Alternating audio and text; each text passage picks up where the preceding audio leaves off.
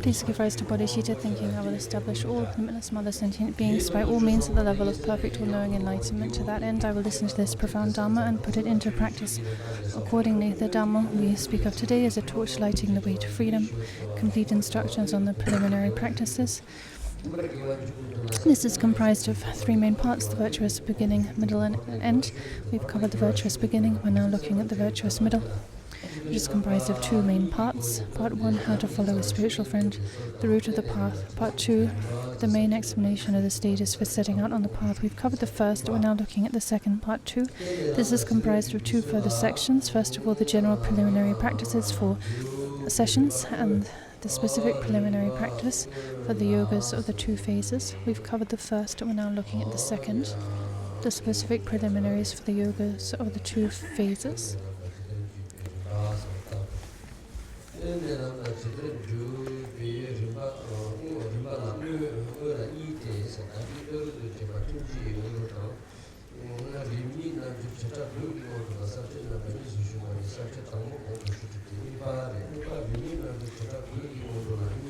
So the specific preliminary practice involves two subsections: the common preliminaries that cultivate the field of one's mind stream with the 4 practices for turning the mind, and secondly, the uncommon special preliminaries that sow the seeds of the profound path in 5 stages. We've covered the first, and we're looking at the second, the preliminaries in 5 stages, the special preliminaries in 5 stages, which is comprised of taking refuge at the entrance to the path, arousing the mindset on supreme enlightenment, the root of the whole path, purifying negative actions and obscurations with the meditation of Vajrasattva, and then gathering the accumulations with mandala offering, and training in Guru Yoga and receiving the teacher's blessings, the heart of the whole path.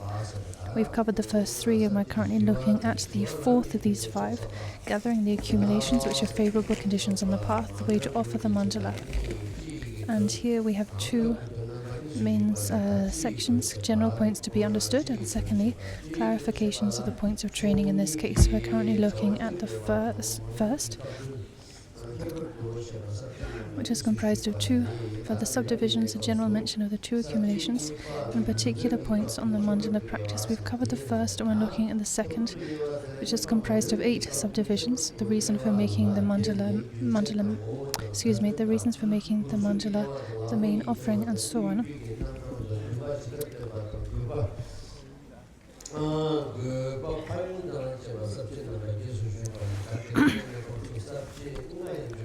And today we continue with the 6th. We've covered the first 5, and we'll continue with the 6th of these 8 subdivisions, the various elements that are visualized in offering the infinite Buddha field.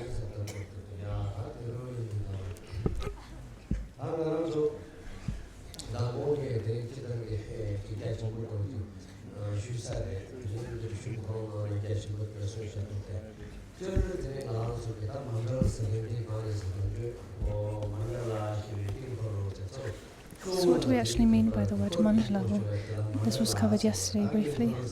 The word mandala, which is Sanskrit or Tibetan kilkor, refers to a surrounding environment with a central heart.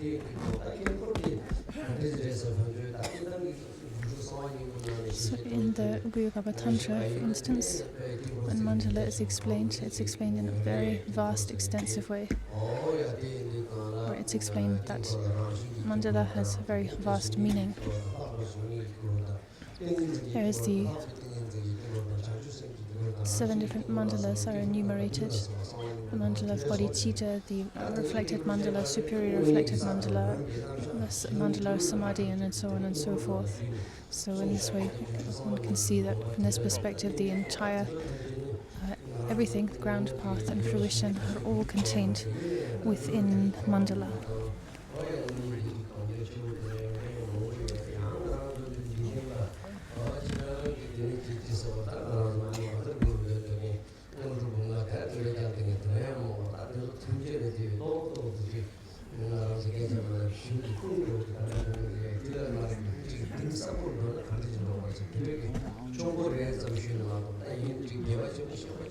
So there's no time here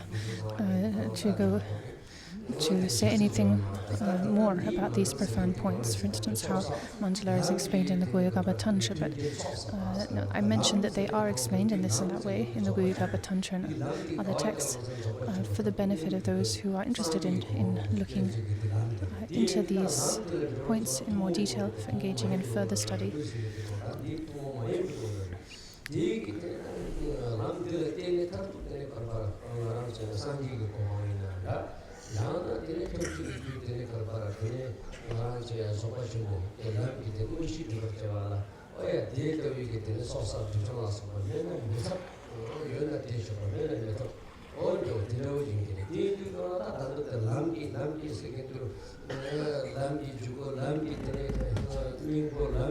So here, when explaining these 5 stages, the 5 preliminaries, refuge and so on, they're explained as being the entryway to the path, the root of the path,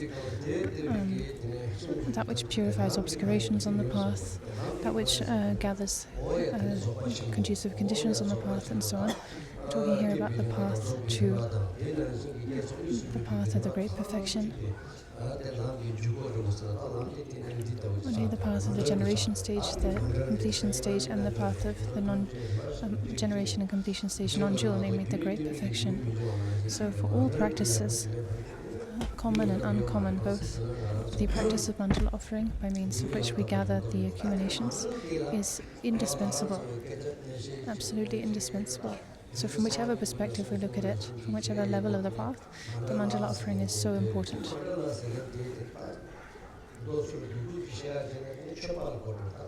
So in short, when we say mandala here, we're talking about offerings, and in Sanskrit the offering is punza.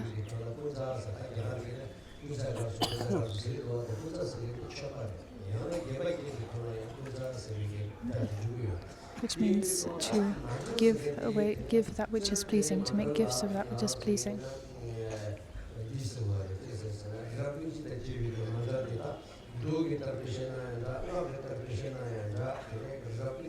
So the mandala offering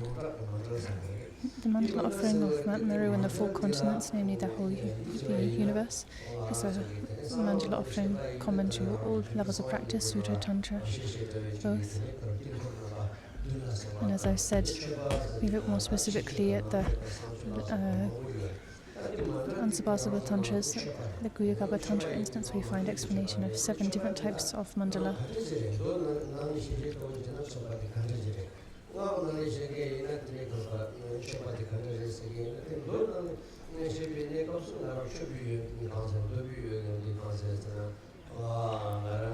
So here though, when we say mandala, we're talking basically about offering. So mandala here means offering.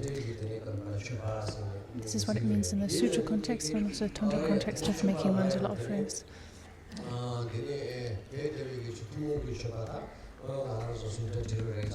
So this includes common offerings of the sense objects, forms, sounds, smells, and so on.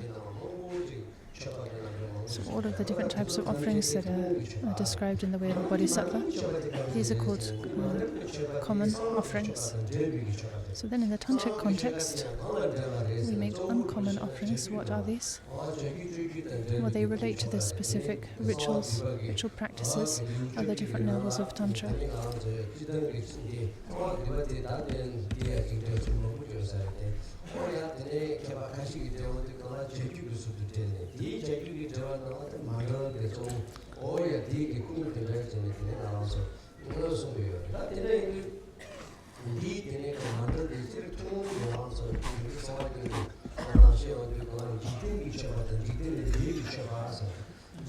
So in any case, mandala, to present a mandala is to present an offering. That's why it's translated as mandala offering. We can talk about mundane and super mundane types of offerings. So offering form, sound, smell, and so on. The objects, delightful objects of the delightful sense pleasures. These are common offerings. In the tantric level, we offer what we call accomplishment substances, such as amrita, rakta, and torma. And at a higher level, we make offerings of union and liberation.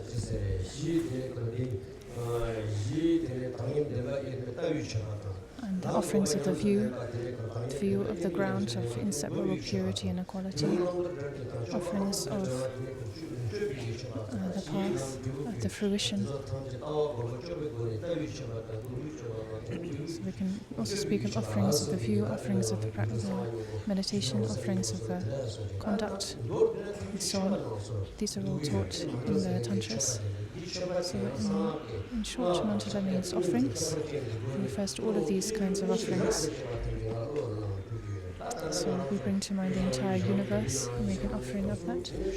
As explained in the words of my perfect teacher, we make offerings of Dhammakaya, Samogakaya and Namanakaya mandala. So the 37-point mandala is a Namanakaya mandala. 5 heaped mandala and so on are Samogakaya mandala offerings. And the offerings of the 4 visions of the great perfection. Arranging these as heaps in the form of a mandala. That is the Dhammakaya mandala. So there's a lot to say. It seems there's a lot to say about mandala offerings. I remember Kemadasa Rinpoche saying,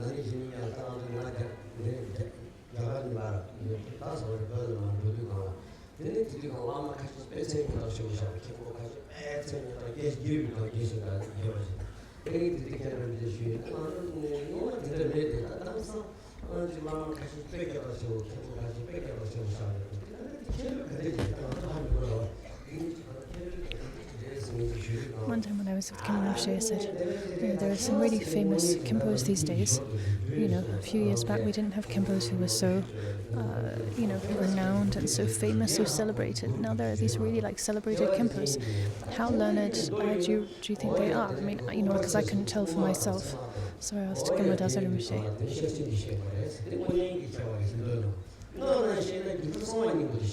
So, when it comes to being expert or being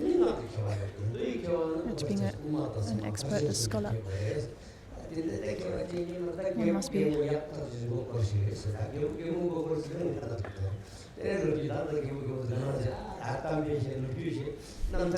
must be expert in the Prajnaparamita, the middle way, the Pramana, and so on. These major sections of Buddhist teachings, sutra level teachings. And as for the Tantra, to be expert in the Tantras means to be expert in the Guhyagarbha Tantra.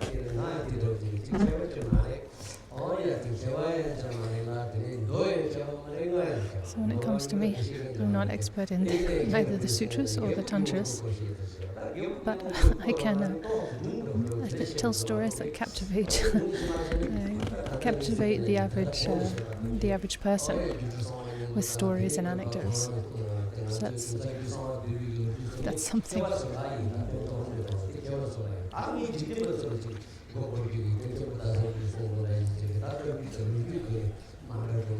So a few points I mentioned in the just now, the text I referenced and so on, those were mentioned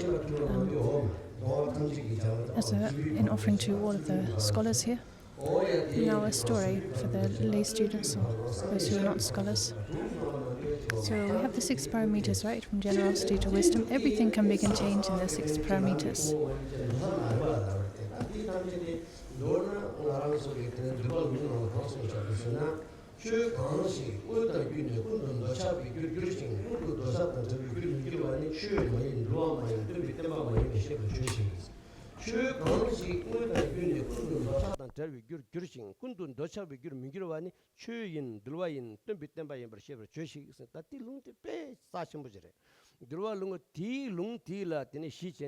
ngaran so ge tene ko lochen dharma shire ge dosun pasong nyama dongsum ngo chik tup de lung ti go ne tene ko shisha ne tene dorten donga thamchi de chik bare chi donga thamchi de chuma thap sab masab chi da nyur mi yun ge khabar jere ma do ge donga ti thamchi de chik chok thata yin de gen do o ta dola tene ngala she nen dola mut se king pop de ngaran so ge dig jingmi ling ge song ga na chi de pemi gal bare Oh ya tene karba oh ndola tene karba ngala me bata ngala tene ndola shewa sen ta chukwa gyap tene jin donga ni gan galwa do song de tene tanda marda ngun la chung yor da ngaran so tanda ke mar ngun tene karba phogila ya tene donga ni gan galwa tar do tene chik ta da mi ta ke cha mangbu ji chung yor de ta ngaran so phö kangjen jong ke ketu mangbu ji ge tiso tamja rimba she do yal sal ni oh ya donga ni kar tene lamdi tartuk papsa de chig yimba o ngangan so ge tene repente de pema ongi gero durji tagba gyalzin kansong reste banjo nyomo rangsen bon la kenam tun serte nyomo rangsen pala doyan tungore ngaya pungore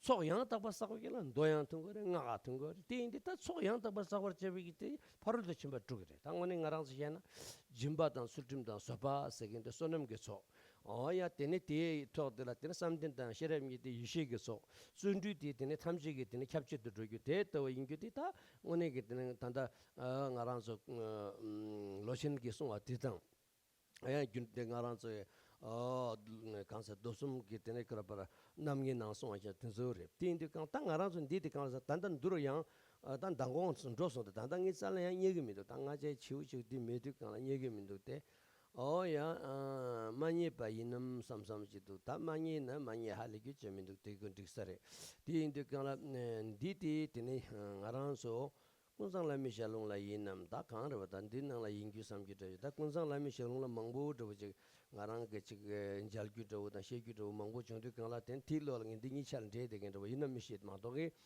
te parudu chimba truk de mandral tilayam parudu chimba truk ge gone tini Sorry, in short, she's talking about how all of the teachings, Sutra and Tantra both, are contained within the 6 parameters. There's nothing that is not comprised in the practice of the 6 parameters.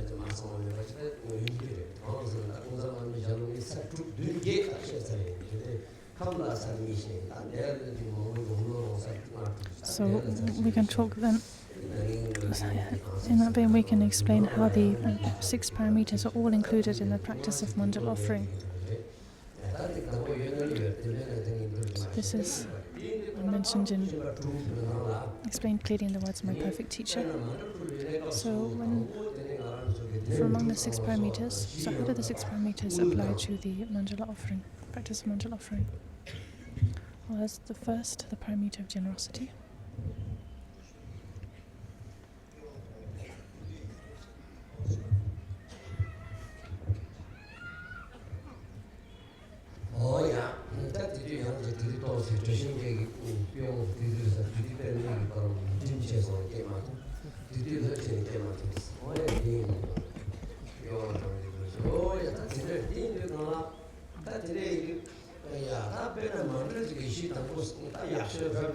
So, the parameter of generosity in the mandala offering.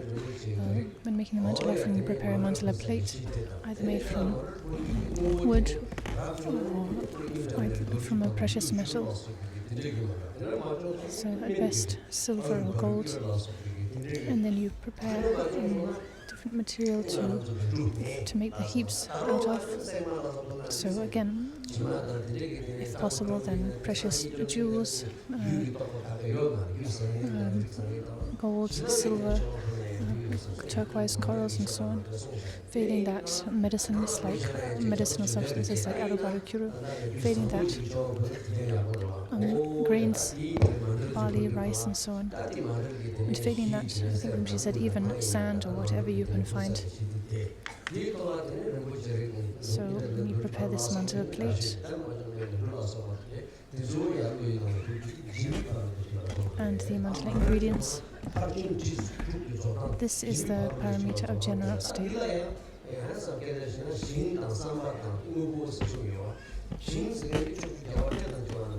With regards to each of these, we have the field, meaning the object, the intention. So here the field refers to all of the Buddhas and Bodhisattvas of the 10 directions, and 3 times you imagine them all vividly present before you. This is the field to whom we are offering. The intention refers to bodhicitta. When we make mandala offerings, we must offer them motivated by bodhicitta.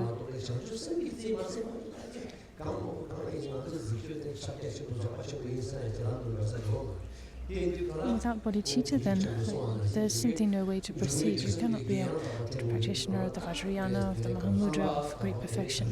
If you lack bodhicitta, that's just not possible. So all of your practice, your mantra offering must be infused, driven by bodhicitta for all kind of mother sentient beings, so that they can establish, so that they can reach the precious state of enlightenment. I am making this mantra offering. So that is the pure field, the pure intention, and then pure constituents, meaning the objects that are being offered. So gems, grains, whatever it is. We have the material things that we're physically offering, but together with that, we imagine offering everything else, right? Everything in the universe, everything that appears and exists.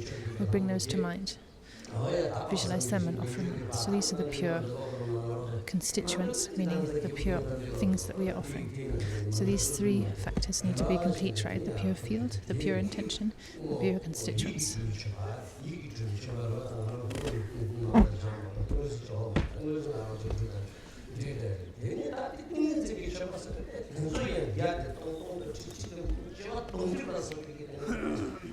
And so we make material offerings, imagined offerings, and then with our samadhi, the power of our samadhi, the power of visualization, we increase, multiply, and transform these offerings endlessly, exponentially, endlessly. Like in the Minning Vajrasattva ritual, it describes this beautifully.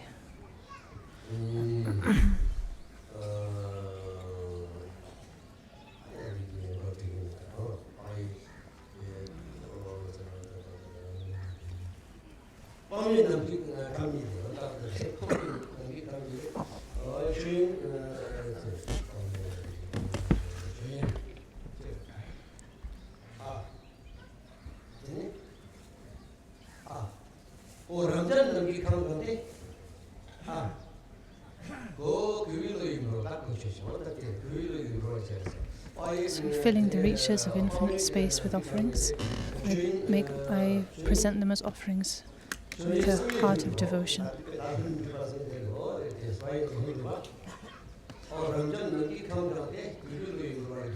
So all these treasury are spontaneously present offerings, naturally present offerings, fill the vast expanse of space.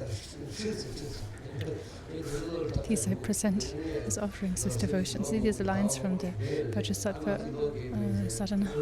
And from the Minning tradition, usually I know these off by heart, but it seems that when I'm in a greater, simply maybe I'm getting nervous or something, intimidated by the number of people here, and I forget.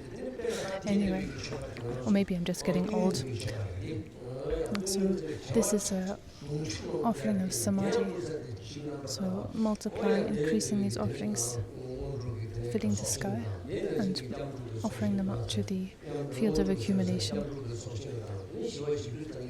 So to the field of accumulation, you need the refuge tree, to all of the boundless, peaceful and wrathful deities filling the vast reaches of space. Inconceivable amounts of offering, boundless, literally immeasurable, countless, endless offerings. This is the offering of samadhi. So we have material offerings, imagined offerings, and samadhi offerings. So this all pertain to everything we've talked up to now, pertain to the paramita of generosity, right? So then we have the paramita of discipline. So when we take up the mandala plate, we need to clean it. We need to clean it thoroughly and attentively with the lower side of our wrist. That's from Shishri. We need to do this really properly, not just carelessly and quickly. That's a lot of stew. So from the great perfection perspective, then the bit mandala plate symbolizes the ground. Ground of primordially pure appearance and existence. So as you wipe the mandala plate clean, you should think you're wiping away all of the adventitious obscurations, fading that primordially pure nature. This is an aspect of discipline. So here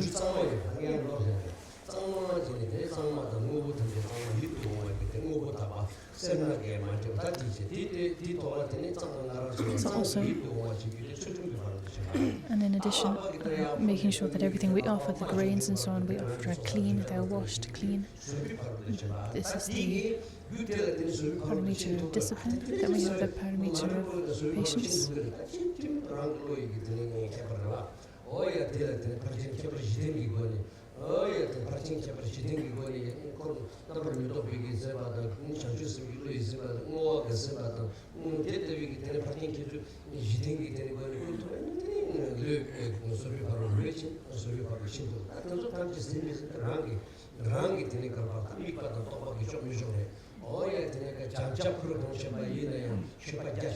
So you might think, oh, can we really perfect and practice the parameter of discipline, patience, and so on in these ways? Is this really enough? Well, whether it's enough or not, whether it suffices or not, depends on your mindset, right?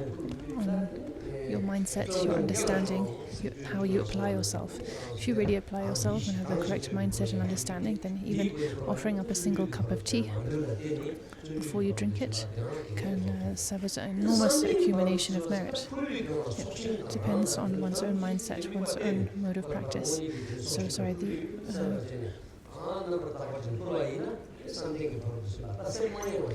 offering all of the, as you visualizing, making the offerings, so visualizing the objects of the offerings, visualizing the objects being presented up to them, together with the imagined offerings and so on. This is all the parameter of meditation. And then the parameter of wisdom, infusing your offering from beginning to end with an understanding of non-concept, the lack of a true agent, action and object. So the field of accumulation, those to whom are offering, the offerer ourselves, that which we're offering, the action. None of these truly exist. This is the parameter of wisdom. Sorry to backtrack, the wiping the mandala plate with the bottom of our wrist, this is actually the parameter of patience. And then diligence, the diligent application to the practice. In this way, all 6 parameters are complete. In the practice of the mandala offering, say the practice of the 37-point mandala offering,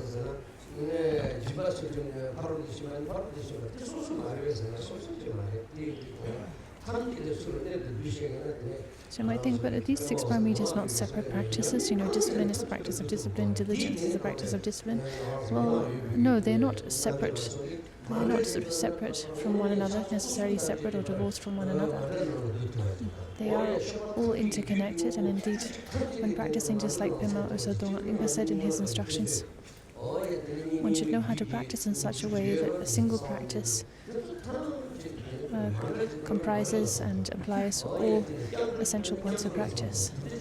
So in this way, through the mandala offering itself, we are practicing. We need to know how we are practicing all 6 parameters. So this is the same, for instance, with refuge, bodhicitta, and so on and so forth, as I've said before. When practicing refuge, then the practice of bodhicitta and so on should also be contained there, and so on and so forth. But usually we think of these as separate practice, that, I'm practicing refuge and that doesn't include bodhicitta, I'm practicing bodhicitta, that doesn't include refuge, so on and so forth. So that is actually not how it is, not how it should be. So back to offerings. The Sanskrit for offering is puja, which means to make gifts of that which is pleasing, to delight, enlighten body, speech and mind of the noble ones with offerings.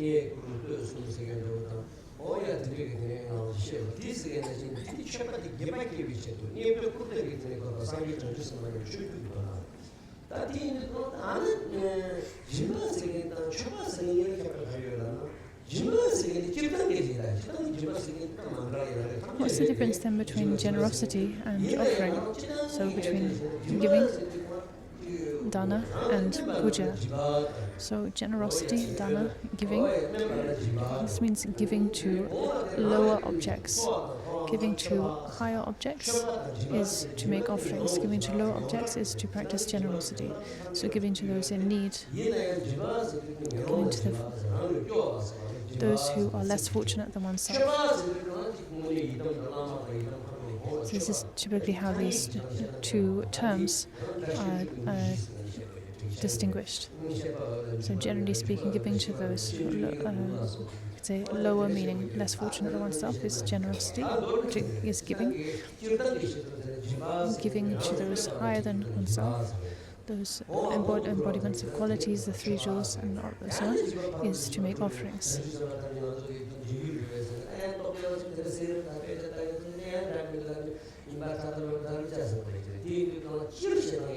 So generally that's the distinction. Of course, we really go into it and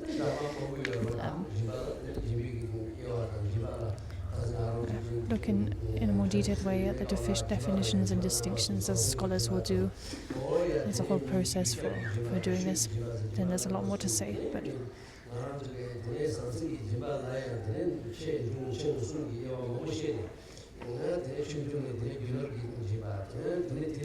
and again, when practicing, when giving, meaning giving to those less fortunate than one, then we can talk about giving material possessions, which is a lesser generosity. Giving those close to one's loved ones and so on, that's middling generosity. Even then giving one's own body, one's own life, this is supreme generosity.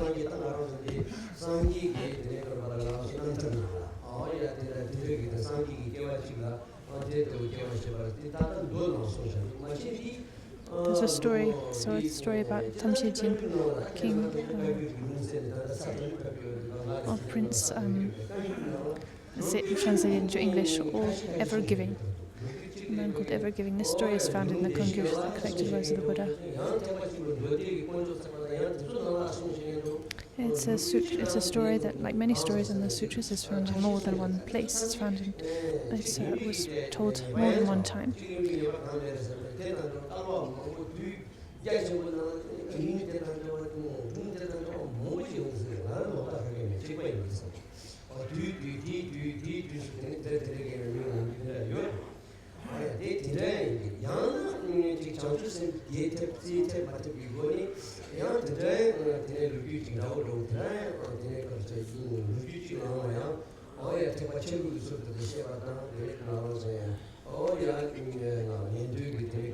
So we find the same stories, told in different contexts, like in the foundational vehicle sutras, without emphasis on bodhicitta, and then in the same story told in the Mahayana sutras with bodhicitta told from that perspective. But I personally don't see any contradiction here. There's some kind of discussion about this in about these things in a scholarly context anyway. There's this story, more to the point, there is a story about the Bodhisattva ever giving.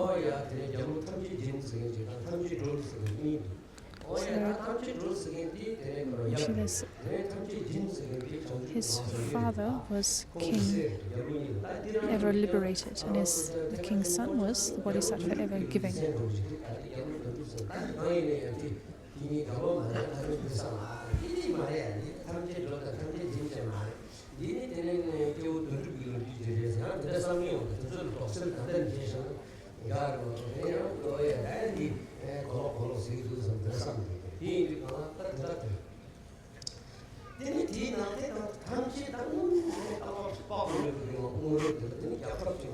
So, a long time ago, there was a very flourishing, prosperous kingdom. I can't remember the name of the kingdom, but anyway. And the king was called Ever Freed. His son was called Ever Giving. So there was a king and his son, the prince.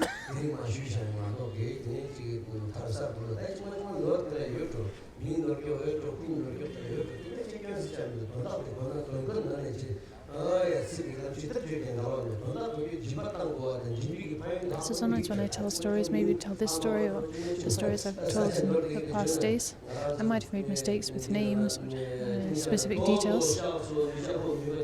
But I really don't think there's a big problem in that.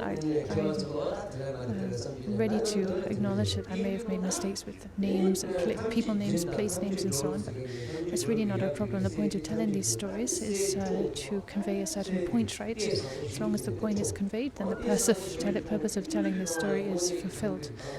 So the point of telling this story is to explain how to give and the benefits of giving. This is what this story is about, okay?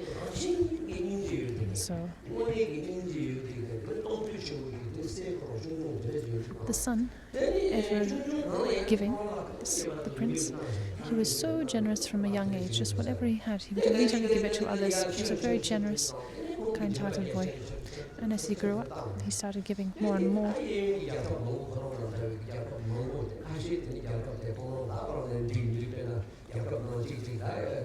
And some of the surrounding kingdoms, well, some of them were friends, some of them were foes, so they had different relationships with the surrounding neighboring kingdoms.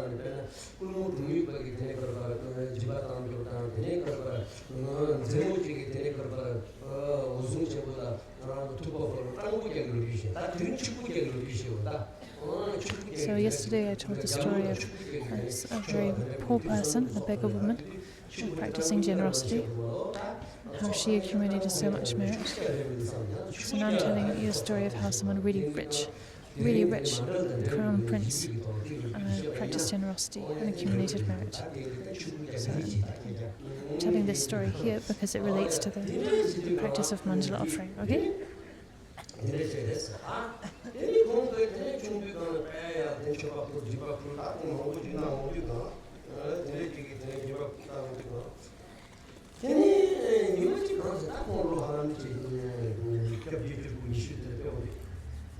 So when the crown prince came of age,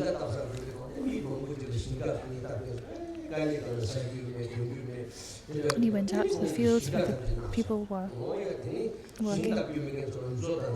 He saw how hard people were working, how poor they were. A lot of the laborers didn't have good clothes. They were very impoverished.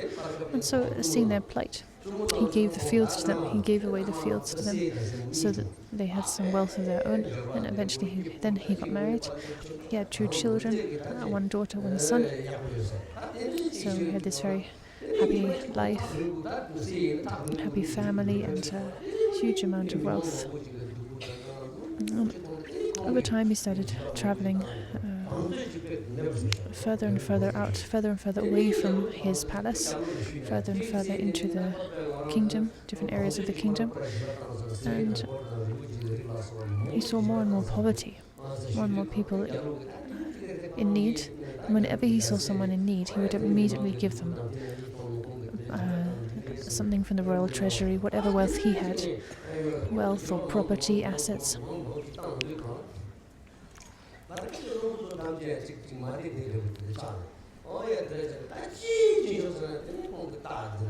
Reached the point where the ministers became quite uncomfortable.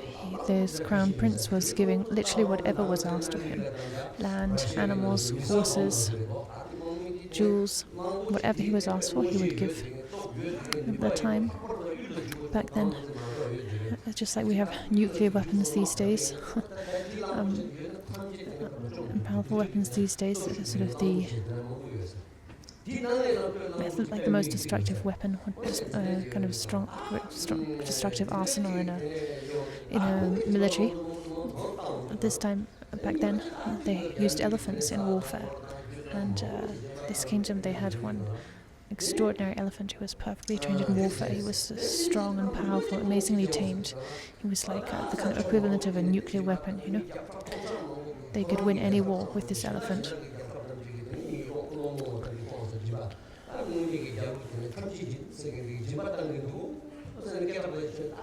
So the fame of this crown prince, who was actually now as a young adult, become king. His generosity, his open-handedness spread far and wide, even beyond the boundary of his own kingdom. And people were actually now flocking into the kingdom to benefit from his generosity. They knew that whatever he was asked for, he would give, you know. So he was giving away a lot of the royal wealth, giving without cease. His father, though, did nothing to stop him. When the ministers were getting worried,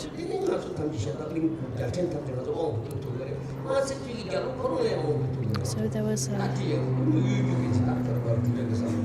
king in one of the neighboring kingdoms who thought, well, you know, the king ever giving, he gives people whatever they ask for. And remember, and in his kingdom they have this invincible, undefeatable elephant, that war elephant. If we asked him for that elephant and he gave it to us, well, we could then wage war on all the neighboring kingdoms, bring them all under our control. We could even bring the king ever giving under our control. And so this crafty king made this plan, this very deceitful plan, and sent someone off to make the request. So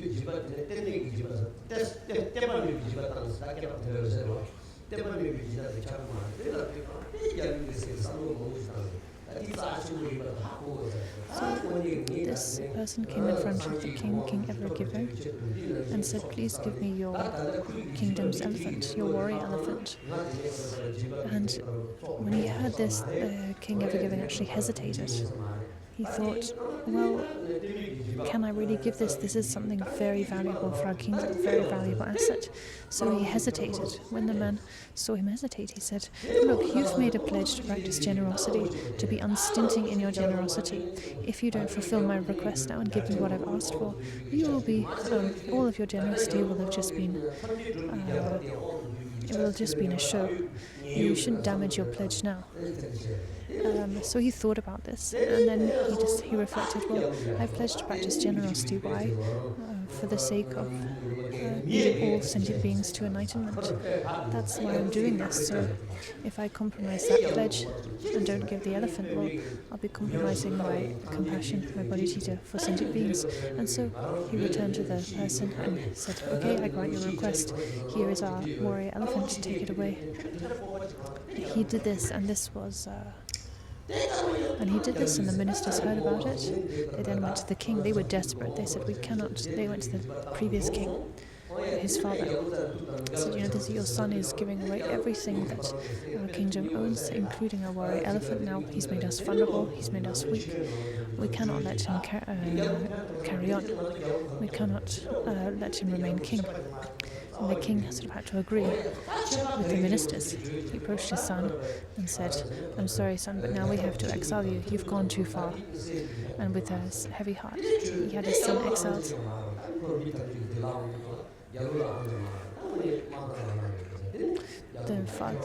The late king, the father, sorry, not the late king, but the previous king, the father, he really had no choice, right? His hands were tied.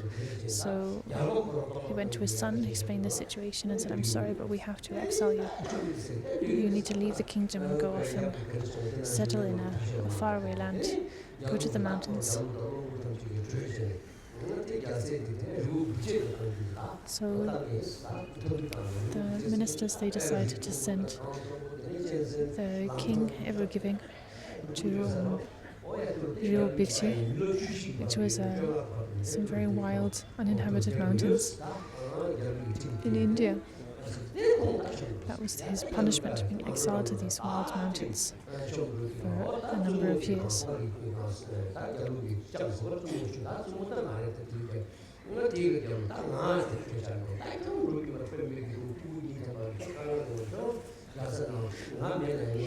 So he accepted what to do. He accepted that he was being exiled. His wife then insisted on going with him. He said, no, you should stay here. You should stay here in the comfort of the palace. After all, we have 2 children. You know, they need you. it's my mistake, it's because of my actions, my errors, that I've been exiled, so you shouldn't have to suffer from my mistakes, you should stay here. But she had so much affection and care for her husband that she insisted on going. And then, well, then there was the question of their two children. The daughter was older, the son was younger. They were both very young, maybe like 5 and 6 and 3 or 4. And well, if they were both going off to the mountains and excel, they couldn't leave their children. So then they decided to take their children with them too.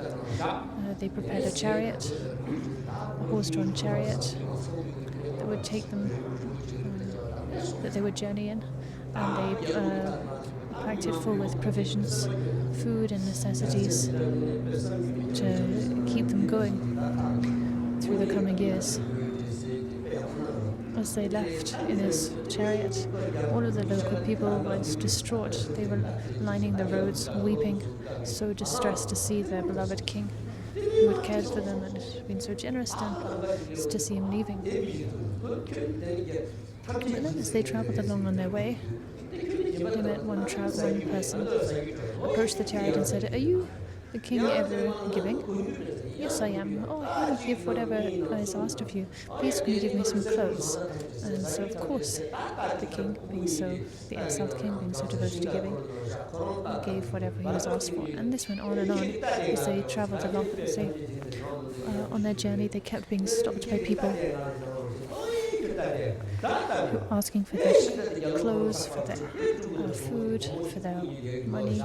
Eventually someone even asked for the horse that was pulling their chariot, and the king, as ever, he gave whatever he was asked for. So they ended up with an empty chariot, no horse, and so the king and his wife got down and they pulled the chariot on their own, with the children in the back. Then eventually they met someone who asked them for the chariot itself, so then they took their children on their backs, and now all they had was the clothes on their backs. No provisions, no nothing. So they made the rest of the journey on foot. They carried the youngest child, the boy, on their back. They led the young daughter by hand. Eventually they arrived at Ryobikje, these wild uninhabited mountains. They had to cross long rivers. The story is very long and detailed, actually. I don't remember all the details, but they had to cross bridges.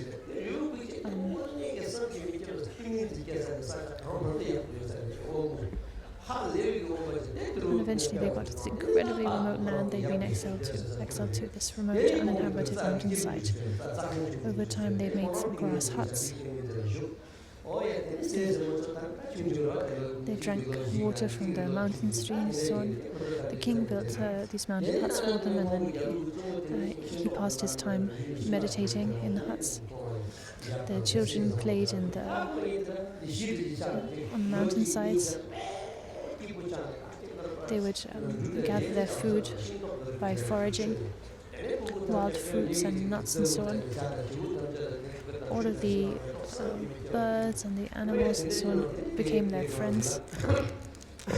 So over time, as the years went past, they actually kind of established a really simple but tranquil, idyllic life for themselves.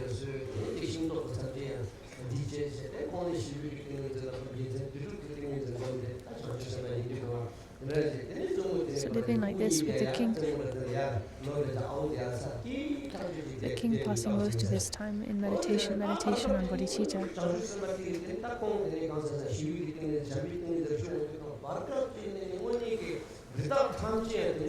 And the strength of his meditation on loving kindness,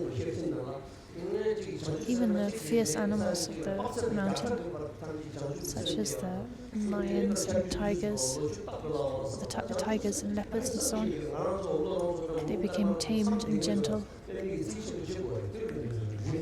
Across the whole mountainside, for many kilometers, all the animals in the area became gentle and peaceful. So this is the power of bodhicitta, the power of the loving kindness and bodhicitta of a realized practitioner. This is taught in the Prajnaparamita, how all of the beings in the surrounding the area where such a being lives are blessed. The water becomes blessed, the land becomes blessed, everything becomes permeated by the blessings of this practitioner's loving kindness, bodhicitta, samadhi, and so on.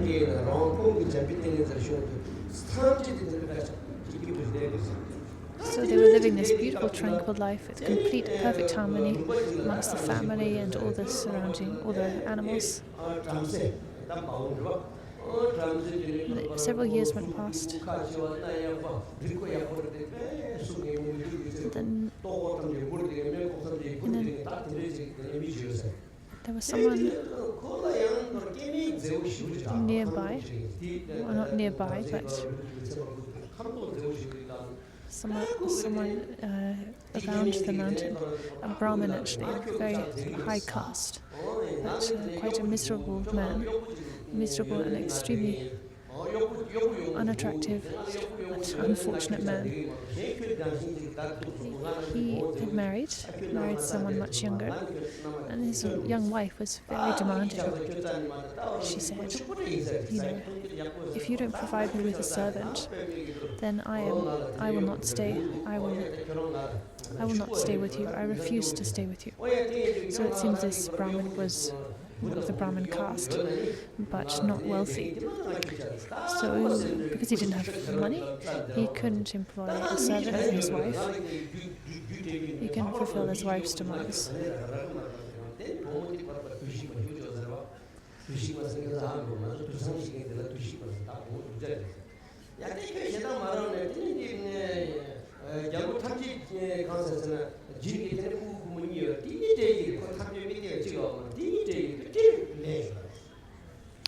He said, well, I don't have any money, we don't have any money, so how can I employ you a servant? We have just barely enough to get by. Where do you think the servant is going to come from? And she said, this woman was very demanding and thoughtless. And she said, well, they say there's that family living up in the mountains. They have a son and a daughter.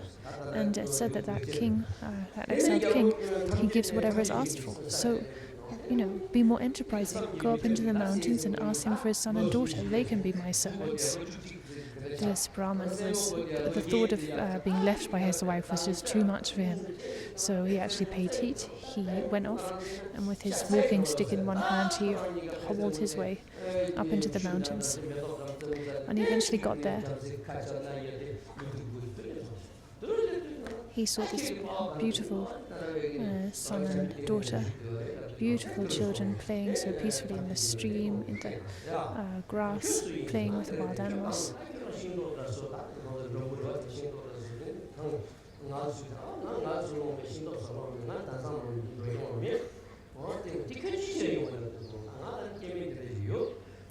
He said, "Where is your father?" They directed him to their father's hut, and the Brahmin then made his way there. The father, the exiled king, he said, he greeted him very hospitably. "Oh, are you tired? Where have you come from? Would you like some water from the stream? Would you like some fruit?" The Brahmin said, "I don't have time to drink, to eat. I don't have time to make small talk. Look, I've come here because I have this wife, this very demanding wife. She insists that I provide her with a servant. If I don't, she's going to leave me. And so I've come here to ask for your son and daughter as her servants."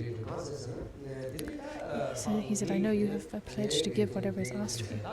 The king was quite taken back by this request. But then he once again reflected on the pledge he'd made and why he'd made it. Out of bodhicitta, in order to attain enlightenment for the sake of the ultimate happiness of all sentient beings. So he reflected and he thought, well, I must fulfill this man's request. I must give what he's asked me to give. So he went to his children, explained the situation to them. He said, "So you must, my dear beloved children, you must go with this man. And you must do what he asks of you." These two children had so much respect for their father, and they were very noble-minded themselves, and so they accepted. And they agreed to go with the Brahmin, as their father told them.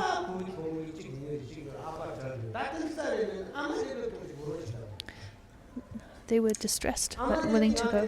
They said, "Please, before we go, let us say goodbye to our mother. Let us see our mother one last time."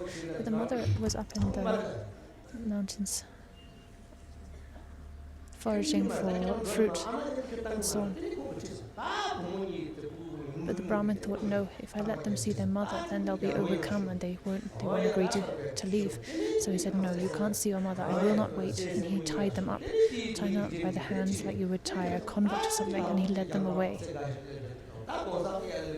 He led them away weeping and crying from not being able to say a last farewell to their beloved mother.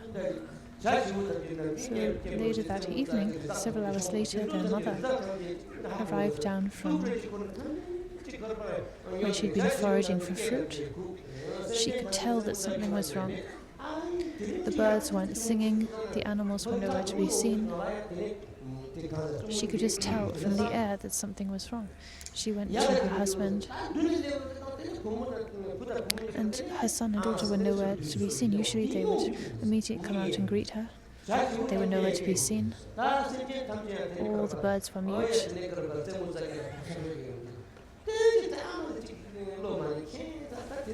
She had this real kind of ominous sense that something was wrong.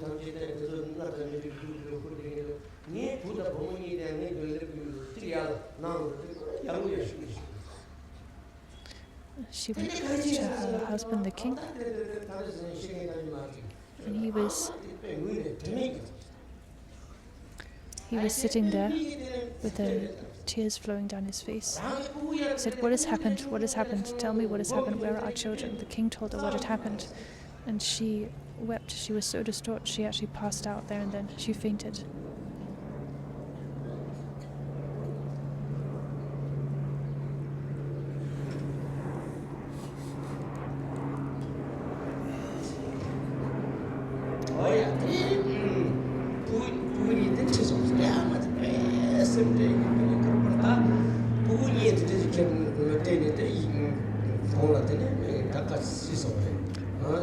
Hearing that her two children had been taken away, she just could not handle this. She said to her husband, "What do you think you've done? How dare you do that? We followed you here when we were exiled from the kingdom after you gave everything away. We came here with you. We accepted everything. We've never complained or objected to anything up till now. And now you dare to give away our own children. How dare you?" She confronted him like this. She was so distraught, weeping, just overwhelmed with grief. And the king said, "No, please don't say that. It's not like that. You know that I have this pledge to give, pledge to practice generosity, unstinting generosity, for the sake of enlightenment. This is my commitment. This is my commitment for enlightenment, for the sake of enlightenment for all beings." He said, "And you know that this means that if someone asked me to give you away, to part with you, then I would do that. I would not hesitate. I would do just the same." And then, when he spoke like that, she slowly accepted, but still they were both so bereaved, so sad to be parted from their children.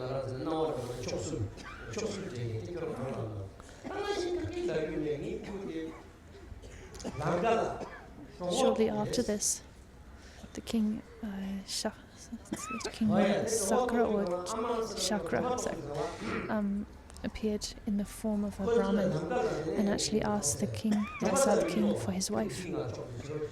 And when he agreed, at that moment, he revealed his true identity, revealed that he was the King Chakra, and said, "I'm so impressed by your generosity. It's such wonderful. These are such wondrous deeds. I give you 3 wishes." And so the king and queen said, the wife said, our wishes are this. Make sure that our children who've been taken away never suffer from hunger and thirst. Make sure they have what they need. Second wish, make sure that our children, when they get older, they somehow return to their own kingdom and are reunited with their grandparents. The third wish was, somehow let us all be reunited. Parents, children and grandparents all in the future. So these were the wishes that they asked for, the wishes that King Shakra promised to fulfill. And so the children were being led by this Brahmin, very far away. The children were being led by this Brahmin who had taken them as his servants.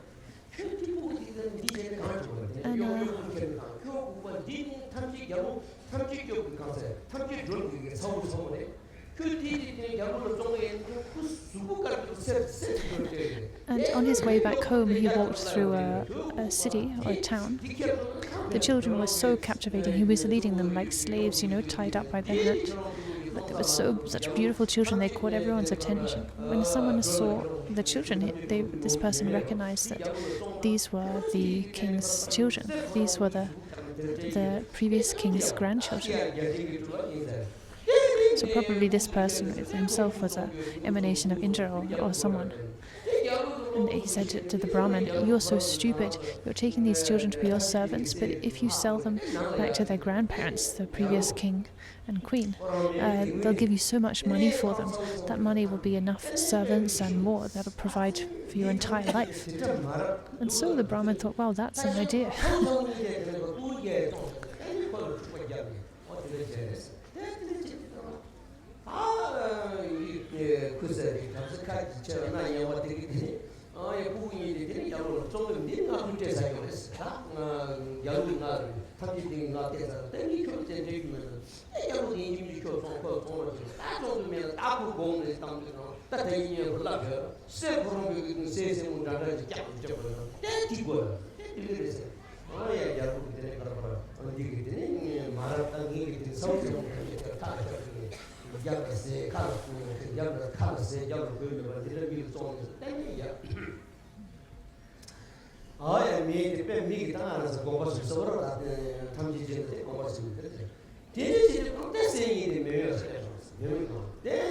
So the Brahmin made it known that he had the previous king's grandchildren with him. And the previous king ever freeing, he was outraged. He thought, my son, what has come of him? First of all, he gets himself exiled. Not only does he get himself exiled, but he even has the gumption to take his wife and children with him, to make them live in poverty without clothing and provisions. And then he gives his children away. What has come of him? What is he possibly thinking? This previous king was so outraged. He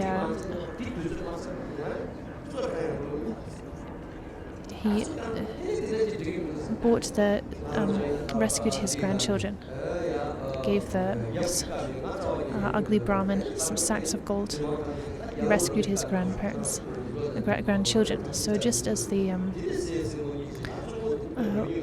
the wife had wished that her children would be reunited with her grandparents, well, that happened. So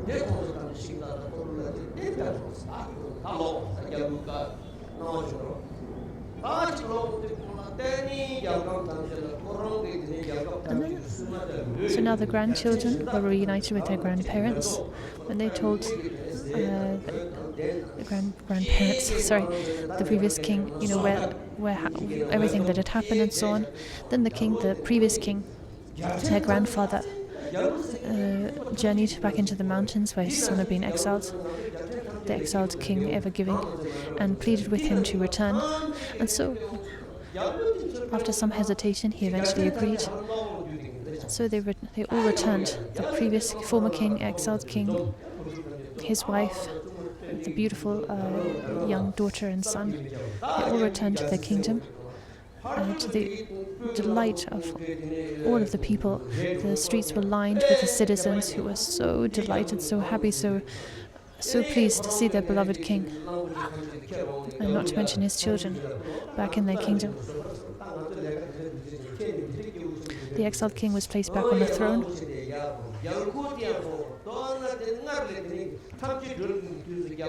The ministers apologized for their actions, for exiling him. The king who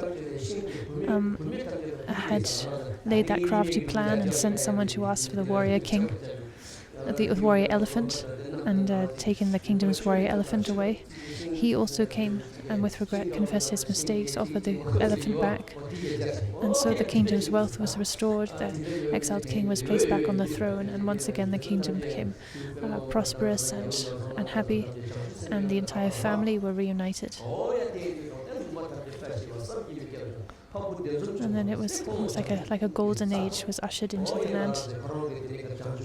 That king, ever giving, he attained the Bodhisattva Bhumis through the power of his generosity. And he spread the message of generosity through the entire land, far and wide. So this is a short retelling of this story.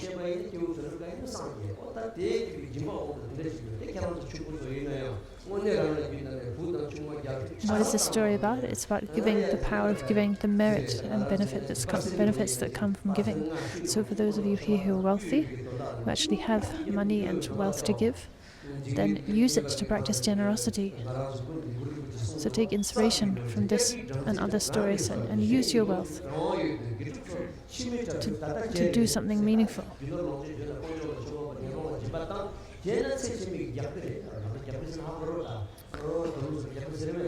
So at least a percentage of your wealth, use that to give to those in need, to make offerings to the 3 jewels.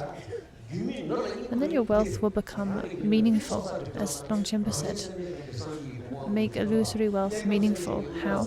By giving to those in need, and by making offerings to those. By making offerings to the 3 jewels. This benefits others. This undoes the knot of stinginess. As accumulates enormous merit that will ensure positive rebirths for yourselves in future lives. This is like actually practicing generosity in this life is like making investment for your future lives. And the mandala offering is a supreme way to practice generosity and to reap all of these benefits. As Patrick Rinpoche said in his Words of My Perfect Teacher, he taught the mandala offering, and he also taught the kusala offering, the offering of the body, which is basically severance. These days everyone loves to practice chur, practice severance. But to really love chur, you have to love giving. Because it is the practice of giving. You're actually giving what? Your own body of flesh and blood.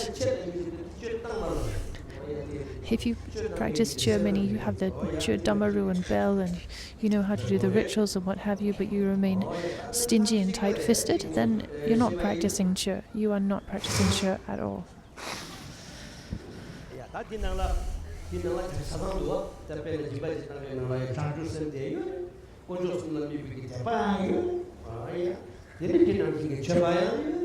So in the practice of mandala offering, we have the practice of giving, generosity. We have the 3 jewels, the Buddhas and Bodhisattvas as the recipients of our offerings, to whom we offer with faith and devotion. We also have the act of offering, so offering upwardly.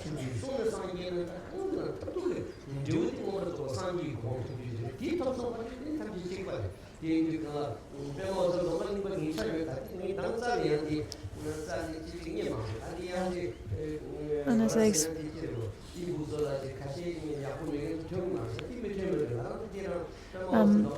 explained, all of the 6 paramitas are comprised in the practice of mandala offering. And where do all the 6 paramitas lead to, whether it be the practice of the paramita of generosity, discipline, patience, or what have you, all those paramitas lead to enlightenment, the attainment of enlightenment. The result, fruition, and purpose of them all is none other than enlightenment.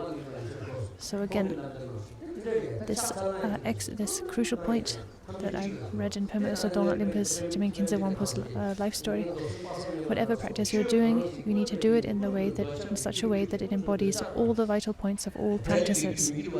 So we can see this with the manjula offering.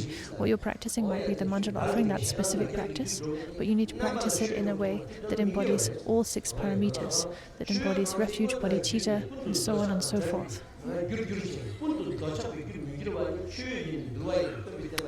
You need to practice it in such a way that it really qualifies as Dharma, that it really becomes Dharma. What do we mean by Dharma? As Buddha defined in the Vinaya teachings, that which is free of attachment and which frees from attachment, that which remedies attachment, that is Dharma. That which is not free of attachment, does not free from attachment, does not remedy attachment, that is not Dharma, no matter what it looks like. So if your practice, this means that basically if your practice is remedying your attachment, your stinginess, your fixation, then it is genuine practice, it's genuine Dharma. On the other hand, if your practice isn't performing that function, then it doesn't matter how things might appear. It might appear that you are a pure monk, a pure renunciate, a devoted practitioner. But if all of your efforts are not actually eroding your attachment, undoing your attachment, then there's nothing special going on there at all. It's nothing more than a show. Especially if you become proud of your vows, proud of your practice, proud of anything that you've done, practiced, studied, then your so-called practice, your so-called Dharma is doing the opposite of what it's meant to be doing.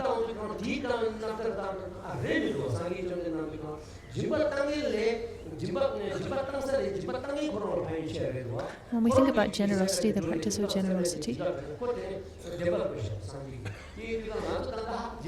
we can see that generosity actually benefits the giver more than the object, more than the recipient. Yes, the recipient receives some benefit. They receive whatever has been given to them, clothes, food, and so on and so forth. That helps them, but more so, the giver themselves is benefited by the accumulation of merit and by eroding their own stinginess, by undoing the knot of stinginess that binds them. Like if you look at the story of one of Buddha's students who was bound so tightly by stinginess, and then Buddha and Shariputra taught him slowly how to give. What was the result? Well, the result was him seeing directly truth, meaning attaining realization and freedom from samsara.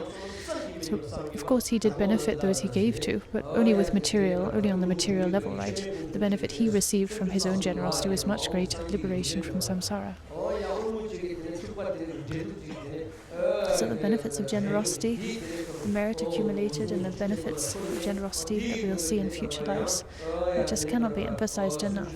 A lot of the stories I've told illustrate this. And there are so many other stories that illustrate this in the sutras, and as I've said,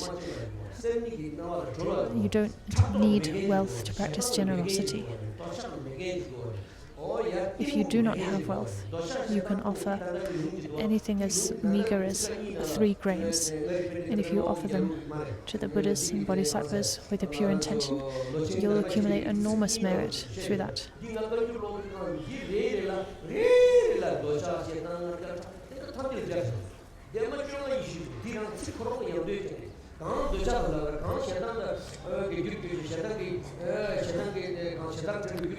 So we have this definition in the Vinaya by Buddha, right? Whatever serves as whatever is free of attachment and frees from attachment, that is Dhamma, right?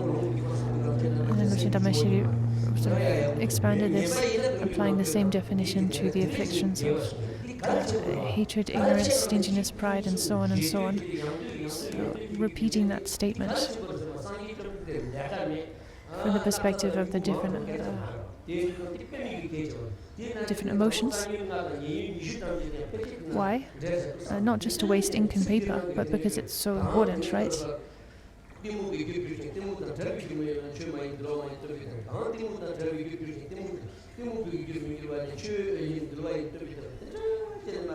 So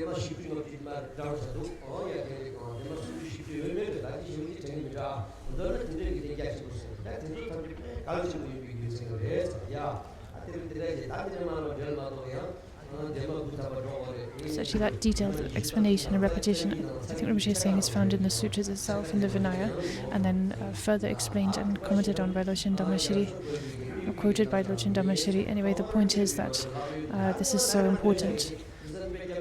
The function of Dharma is to reduce and remedy the afflictions. That is the function of Dharma.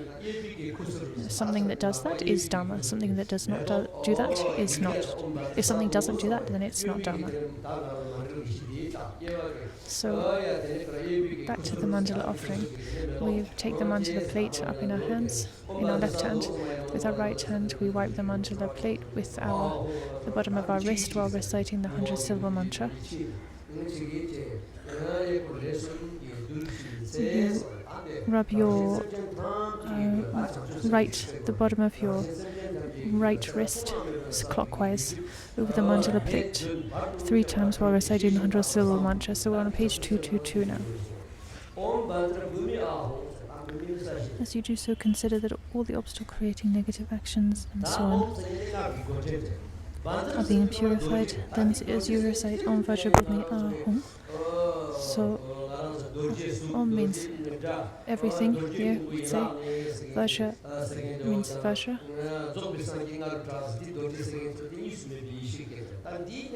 So in some contexts, Vajra means non-dual primordial wisdom. So it does have that meaning here, but more so, it means invincible, indestructible, solid. These meanings of Vajra, as explained in the Treasury of Abhidharma.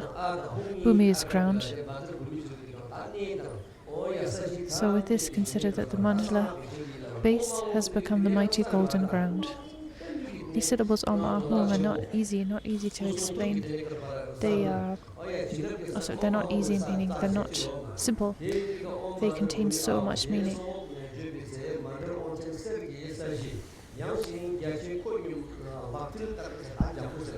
So the mighty golden ground is immensely broad, its surface is even as the palm of the hand.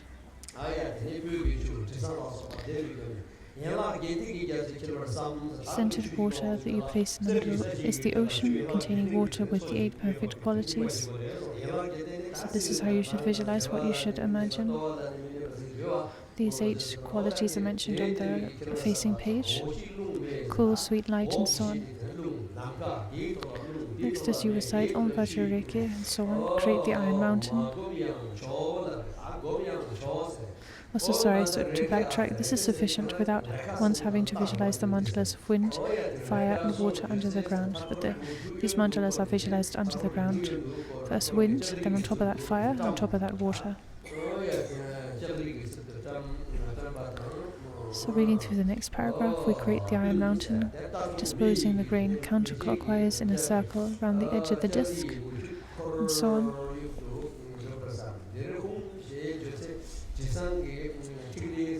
As one recites Hum, one can place a drop of saffron water or a flower in the middle for protection. But this doesn't happen in this tradition for practicing the mandala. So there are slight differences in the ways different traditions do the mandala offering, practically speaking.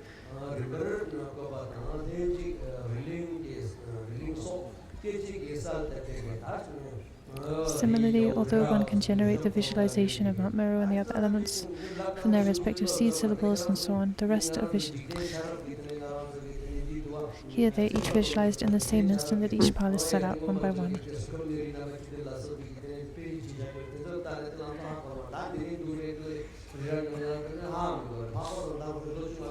So even if we try to go through this in detail now, I don't think you'll get a clear idea of it if you're not already familiar with these points, but there are illustrations of, for instance, the 3 realms, which include illustrations of Mount Meru the shape and color of Mount Meru is surrounded by the 4 continents, the elements and so on, with all the desire God realms and so on above. So you can get a good kind of visual idea of what is actually being described here by looking at such illustrations. More to the point, some of the younger generations might not believe this explanation of the universe. They say, well, that's not how it is. It's just a fiction.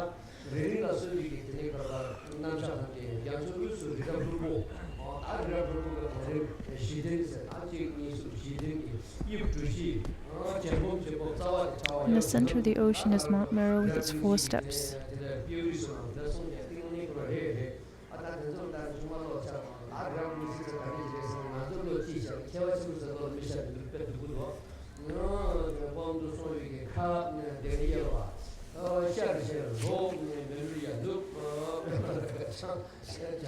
So reading through the last paragraph on page 222, it's square in shape with its top surface broader and so on.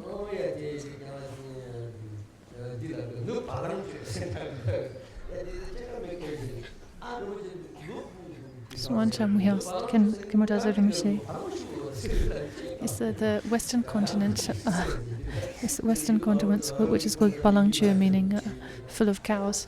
Is that referring to Australia, America? Because in the USA apparently there are loads of cows. He was not pleased with that suggestion.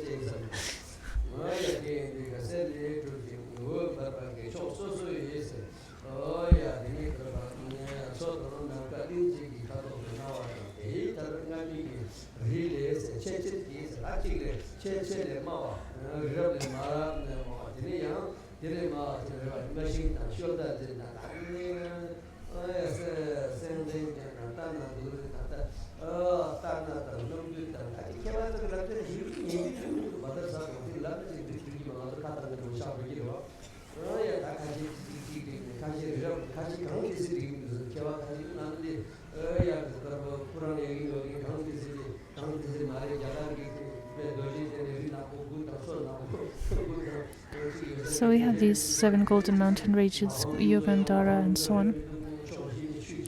And when it comes to the descriptions of the universe here and so are the even other sacred sites like Mount Kailash and so on, then the scholars, contemporary scholars, get into a lot of debate about this. And note from my side, this is what partly what Rinpoche was talking about yesterday at the end of the sessions, which I which I did not translate, all this debate about these sorts of things. You know that Mount Kailash, which is mentioned in the text, well, it's identified as what we know as Mount Kailash, just over inside the Tibetan border.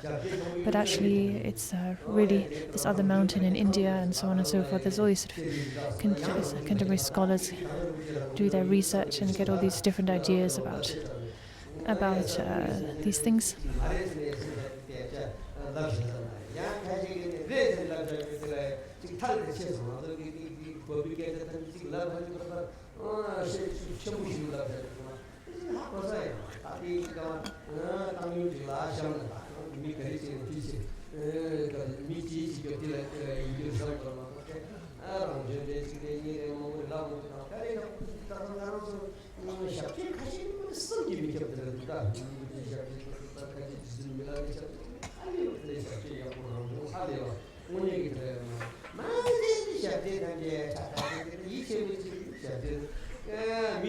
Likewise, we have there's lots of debate about these different presentations of the universe, and also pilgrim sites, sacred sites, whether the sites mentioned in the scriptures are really the physical sites that we know them as these days, and so on. It's difficult to really know for sure. Anyway, maybe it's best not to get too involved in this sort of discussion.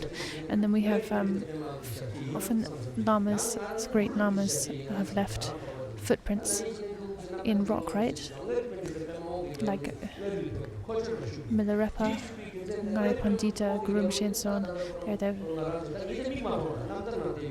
in the mountains in many places. There we find footprints of these great masters in solid rock. So these are very sacred objects, sacred sites. But these days, a lot of new footprints, so-called, are being identified.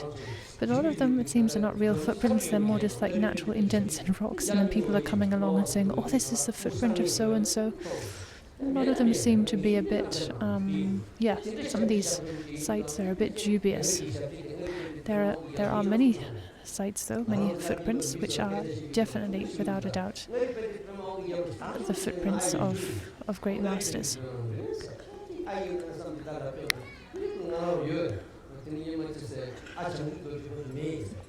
There's a footprint up in Humla, which previously was regarded as, it's called, I think it's called Guru's footprint. That's how it's been known for a long time. And we all presumed, for a long time people have presumed that it was Gurumshi's footprint. But it seems actually that this is Ngari Pandita's footprint. It also seems that he traveled through the area.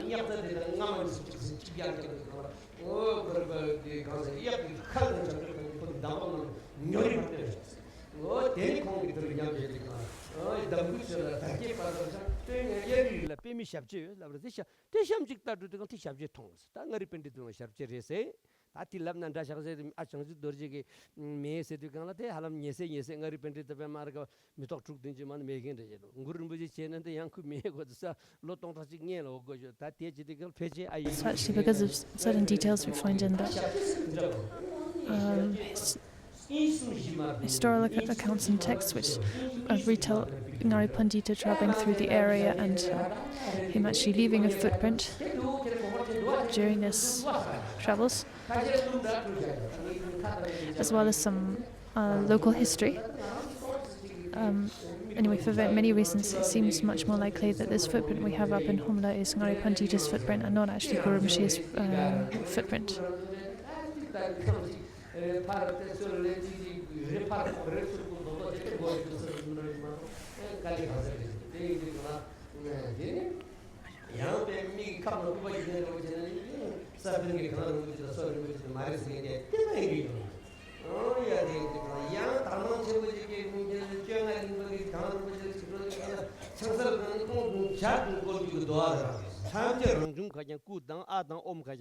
Chikta de ada om tongyu chigam ngazlen kor mata koran insare ati inte seshesa mare chiga to man ngazo ge papa ge tepa titan papa ge tanang de chu seshesa mare ya mare lamne ati ngone chansa ta chanju sembang gurun buche da ngone jizun milala soba tinda tripik tak ngone ge samgi me ge jizun mila ge tine kor par shabje zo samgi me ge kangrun buche tinda yor batin te mare se kandre lav yor rezna ting labju kan pemi sabin ge tine mare sabin sagin the samgi major ngari mai wang ju sabin je dongal le shi june songkhawa yongzok te bi ngata longchen ba gangjin jamyan namsum saba de pyo gangjin jol ngom chok sum war jambi yang chig lo sang chak ba chig de tine sa kya bin chig de longchen ram sum yi sin me phar bu song le tin su ku sum mari la kani la lu yin de yin sam gore.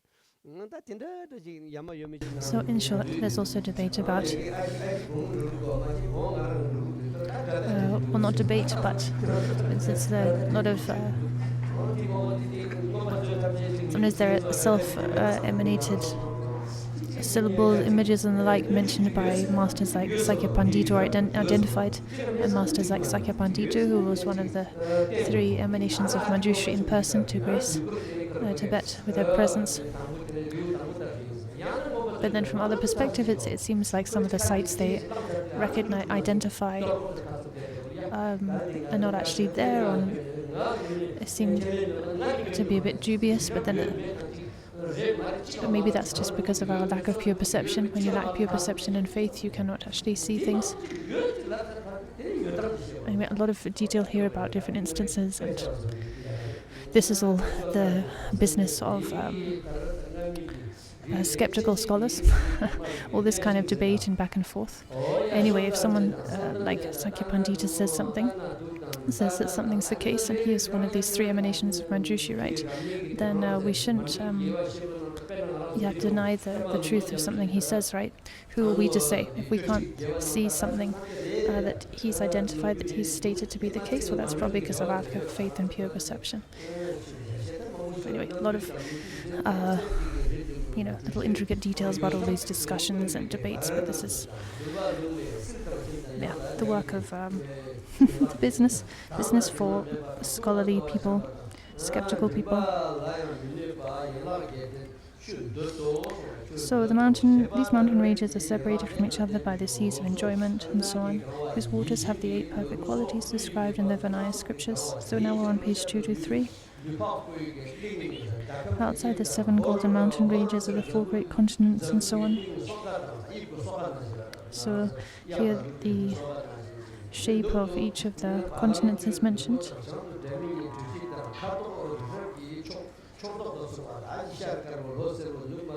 The shape and color.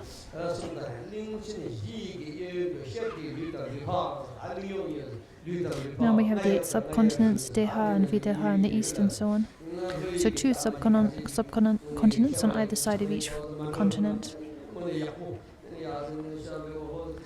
And when making the 37 heap mandala offering, we should make it's taught very specifically how, of course, in which direction of the mandala you should make prayers for each of these subcontinents, and indeed all of this 37 points of this 37-point mandala offering. The order, from which direction you should move. So, southeast to southwest and so on, and how you should move your hand and so on. If you can really do this as taught, it's really, really wonderful, kind of majestic way to make this mandala offering. Instead of just in a very rushed and inaccurate, kind of sloppy way. These details are important actually. These seemingly small details, but they are important, and the same thing applies to the ritual traditions practiced in the monasteries, like the great monasteries like Minjoling and so on. These are important that they're upheld in these great monastic seats. There's something very majestic and wonderful about these details, the way offerings are made, the way rituals are performed.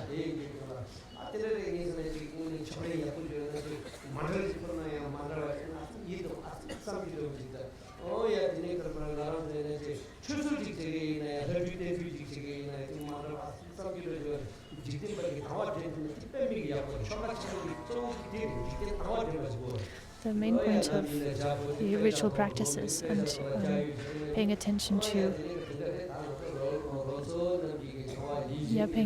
attention to the way such rituals are performed, as I just similar to what I mentioned about making the 37-point mandala offering just now, is to inspire one and to inspire those who witness these rituals, to inspire the average student. And that is a wonderful thing to do, to be able to do.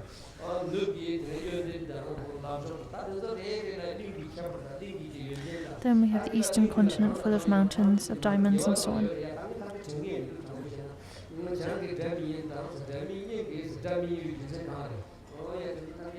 So these and more details are taught in more detailed explanations of the mandala. To be honest, I don't remember all the details, but they are there in more detailed texts. For instance,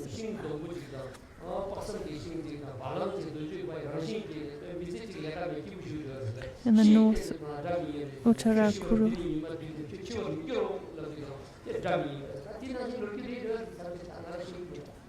it said that life there is bountiful and very pleasant. You harvest food and everything just appears naturally. You don't have to put in any work or labor at all. But then when it's time for you to die, a sound utters from the sky, in 1 or 2 days or in however many days you are going to die. And actually the meaning of Uttarakuru, the name of this continent is unpleasant sound, because one's death is announced from the sky. the time of one's death resounds from the sky. So there are these and all sorts of other details about these 4 continents, taught in the teachings in the Abhidhamma and so on. So our continent is the south continent, Jambudvipa, right?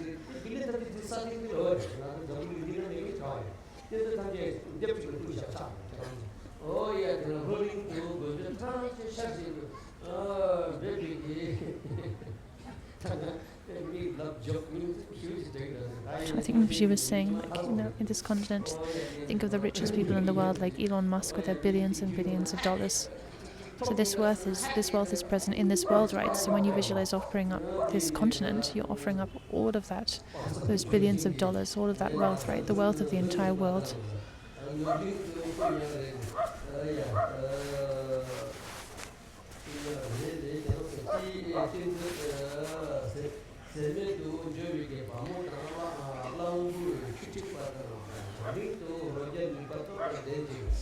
Nedunte gom selvigi sa mami pige lodok ge chuvrut tambatan lorgichik tengido ngoma tene naranso pöni sur lepsa. In the past, shortly after the Tibetans Tibetan refugees had arrived in India, students of the 4 great traditions, Kagyu, Nyingma, Gelug, and so on, all gathered together. Great masters of all 4 traditions were present. Khenpo Abe of the Sakya tradition, the great tutors of the Gelug tradition, Kyabji Jushin Rinpoche, and so on. And they all gathered together, and each tradition presented a mandala offering to His Holiness the Dalai Lama. And then the Gelugpas who were organizing this event, they suddenly, without any notice, they said,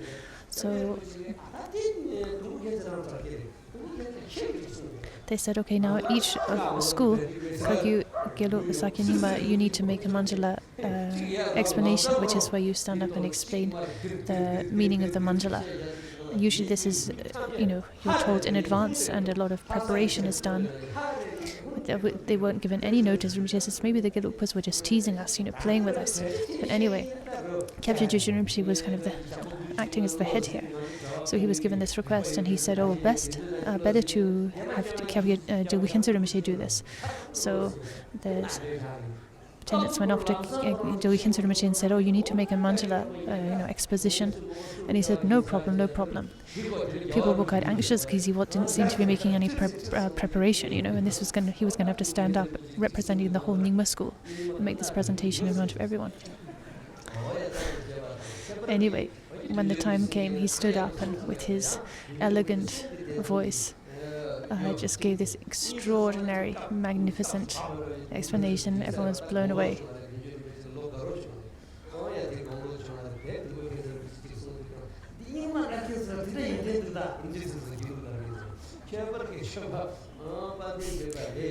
And that really established a reputation for Dilgikhenso Rinpoche and also the Nyingmas as a whole. Their reputation was really established after this, by Dilgikhenso Rinpoche's amazing explanation.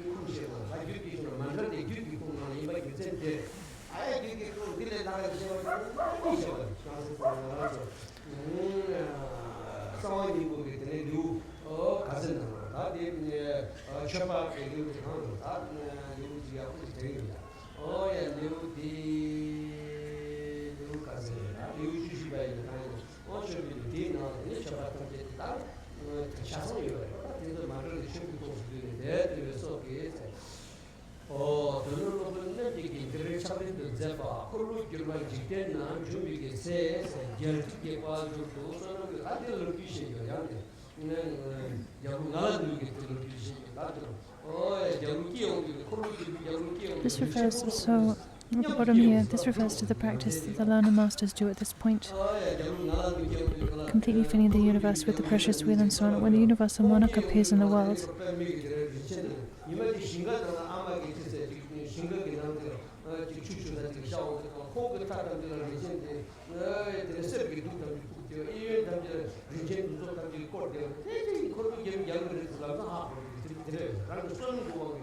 So universal monarchs referred to beings who are born with extraordinary merit. So they are like self-anointed monarchs. She told the story of one such universal monarch who, the moment they were born, a golden parasol appeared above them, and the 7 royal possessions appeared surrounding them. So then it became automatically clear that this was a universal monarch. They are, you could say, self-anointed monarchs, anointed by the power of their own merit, extraordinary merit from past lives. So as it says here, when a universal monarch appears in the world, the riches of his royal state that come into being through the power of his merit comprise 7 precious attributes or 7 royal possessions, as explained in the sutra of extensive play and so on. First of these is the precious wheel.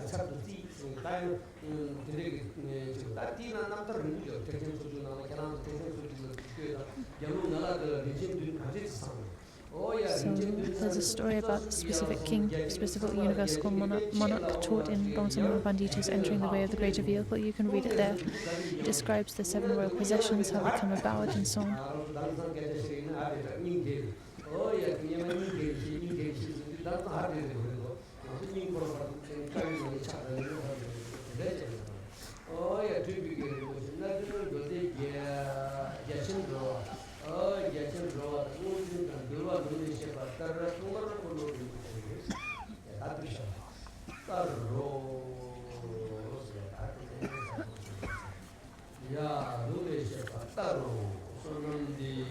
So we'll leave it here at the top of page 224. Now we dedicate the merit and take a break.